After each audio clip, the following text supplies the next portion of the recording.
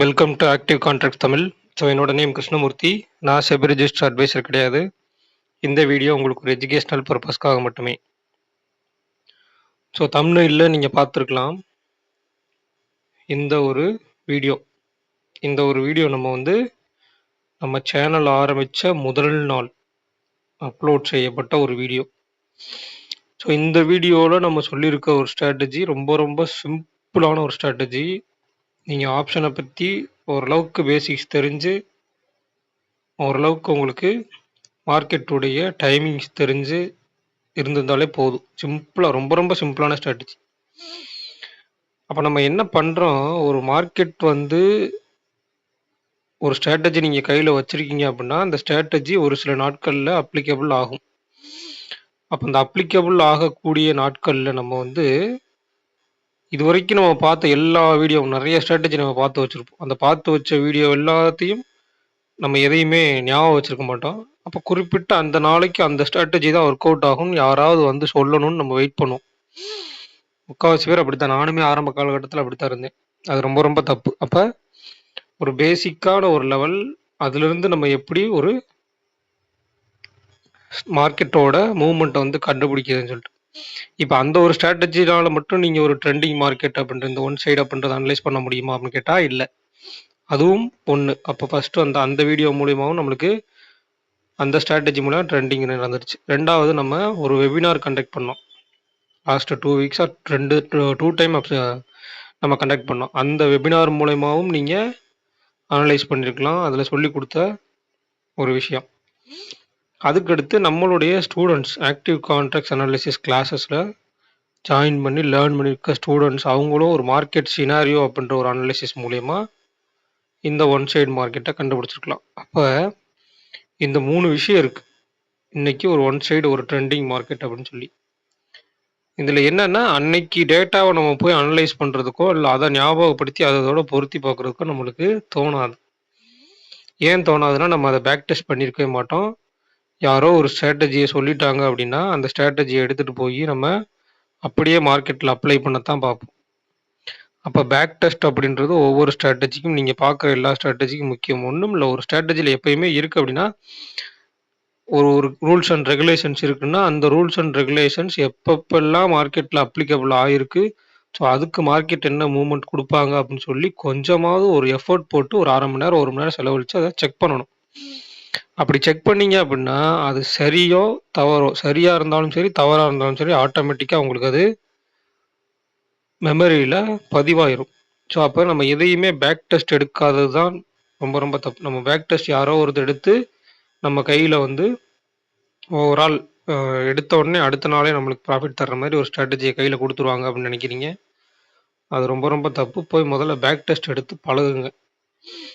So அப்போ அதை தாண்டி நேற்றுக்கு நம்ம ஒரு டவுனில் ஓப்பன் ஆகிற மாதிரி ஒரு சொல்லியிருந்தோம். அப்போ அதை மாற்றி ஓப்பன் ஆகும்போது உடனடியாக ஸ்பான்டேனியஸாக நேற்றுக்கே சொல்லியிருந்தோம், ஒரு ஸ்பான்டேனியஸ் டெசிஷன் எடுக்க கற்றுக்குங்க அப்படின்னு சொல்லி. ஏன்னா நம்ம மார்க்கெட் நம்ம ஒரு டேட்டாஸில் அசைன் ஆகியிருந்தாலும் சரி, இல்லை எந்த விதமான எதிர்பார்ப்புக்குமே இல்லாமல் போனாலும் அங்கே மார்க்கெட் ஓப்பன் ஆகிறத பொறுத்து ஸ்பான்டேனியஸாக நம்ம ஒரு டெசிஷன் எடுக்கணும். அப்போ இன்னைக்கு ஓப்பன் ஆனோடனே எஸ்டர்டே ஹையை தாண்டிருக்காங்க. அப்போ previous close and yesterday high 2 ரொம்ப ரொம்ப சிம்பிளான விஷயம். இதில் நீங்கள் ஆக்டிவ் கான்ட்ராக்ட்ஸை மற்ற எல்லாத்தையுமே தூக்கி போட்டலாம். ரொம்ப ரொம்ப சிம்பிளான விஷயம். ஓப்பன் ஆகி எஸ்டர்டே ஹைக்கு மேலே பிரேக் பண்ணி போயிருக்காங்க. அப்போ அடுத்த 5வது நிமிஷமே இந்த ஹையை பிரேக் பண்ணால் அங்கே ஒரு என்ட்ரி, இங்கே ஒரு எஸ்டர்டே ஹை, ஒரு ஸ்டாப் லாஸ்ன்னு ஃபிக்ஸ் பண்ணியிருந்தாலே என்ன ஆயிருக்கும்? இவ்வளோதான் விஷயம். அப்போ நம்மளுடைய அந்த ஃபஸ்ட்டு வீடியோவில் சொன்ன அந்த ட்ரெண்டிங் மார்க்கெட் ஸ்ட்ராட்டஜி, 2வது வெபினார், 3வது நம்மளுடைய கிளாஸ், இதில் எவ்வளோ பேர் இதை அனலைஸ் பண்ணி யார் யார் ப்ராஃபிட் பண்ணியிருக்கீங்க, அட்லீஸ்ட் ஒரு 1 or 2 மெம்பர்ஸ் போட்டிங்கன்னா கூட எனக்கு கொஞ்சம் ஆறுதலாக இருக்கும். ஏன்னா நம்ம இவ்வளோ தூரம் 6 மாதமாக சொல்லி கொடுத்துட்ருக்கோம் அப்படின்ற பட்சத்தில் அதை யார் ஃபாலோ பண்ணியிருக்காங்க அப்படின்றது நம்மளுக்கு கொஞ்சம் தெரிஞ்சா அப்படின்னா கொஞ்சம் ஆறுதலாக இருக்கும். ஸோ அடுத்து இன்னைக்கு டேட்டா. அப்போ போன வாரமும் நம்ம சொல்லியிருந்தோம், லாஸ்ட் வீக், அதாவது வெள்ளிக்கிழமை ஒரு வீடியோ போடும்போது சொல்லியிருந்தோம், நெக்ஸ்ட் வீக் ஒரு பிக் மூவ்மெண்ட் இருக்குது அப்படின்னு சொல்லி நம்ம சொல்லியிருந்தோம். ஸோ அந்த மூவ்மெண்ட்டு ஆல்ரெடி உங்களுக்கு ஒவ்வொரு விஷயத்தையும் நம்ம சொல்லியிருக்கோம். சொல்லி அதன்படி தான் நடந்திருக்கு. சரிங்களா? அப்போ ஒரு வீடியோ நம்ம பார்க்குறோம் அப்படின்ற பட்சத்தில் அதை எந்த அளவுக்கு யாரோ ஒருத்தராவது நீங்க ஃபாலோ பண்ணீங்க அப்படின்னா தான், அத வந்து உங்களுக்கு அதுல உள்ள தவறுகளும் சரி, இல்ல அதுல என்ன திருத்திக்கலாம், இல்ல அதுல நம்ம அந்த டேட்டாஸோட நம்ம என்னென்ன ஆட் பண்ணி பார்க்கலாம் அப்படின்ற ஒரு ஐடியா கிடைக்கும்.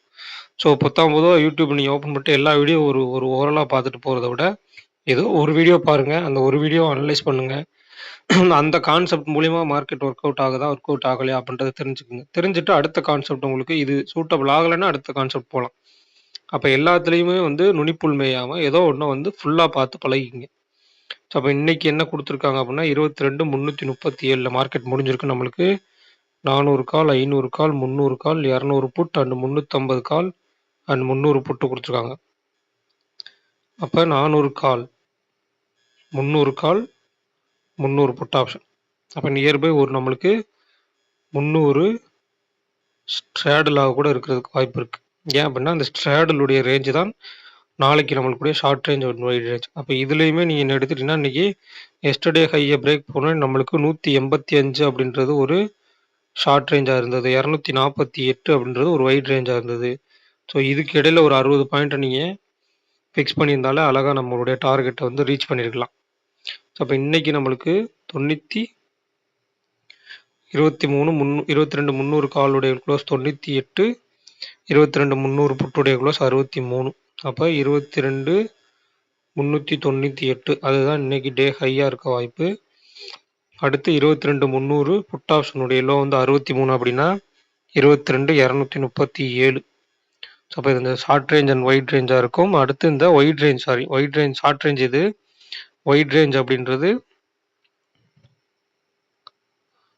இதில் அப்படியே நம்ம மார்க் பண்ணிடலாம். 22,300 கால் ஆப்ஷனுடைய க்ளோஸ் வந்து 98 அப்படின்னா 22,398. ஓகேங்களா? அது நியர்பை டே ஹைக்கு பக்கத்தில். அதே மாதிரி புட் ஆப்ஷனுடைய க்ளோஸ் படி வச்சோம்னா 22,237. அடுத்து நம்மளுக்கு வைட் ரேஞ்ச் அப்படின்னு எடுத்துக்கிட்டா 98 + 63 அப்படின்றப்போ 161. அப்போ 22,300 காலுடைய க்ளோஸ் 161 போட்டால் 22,461. 22,461. அப்போ வைட் ரேஞ்ச் உடைய பாட்டம் அப்படின்றது 22,300 மைனஸ் 161. அப்போ 22,139.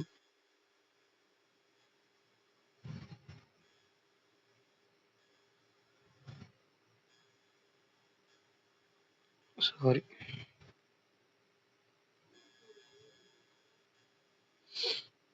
க்ளோன் பண்ணாமல் அதே எடுத்து போட்டேன். சரி, ஓகே.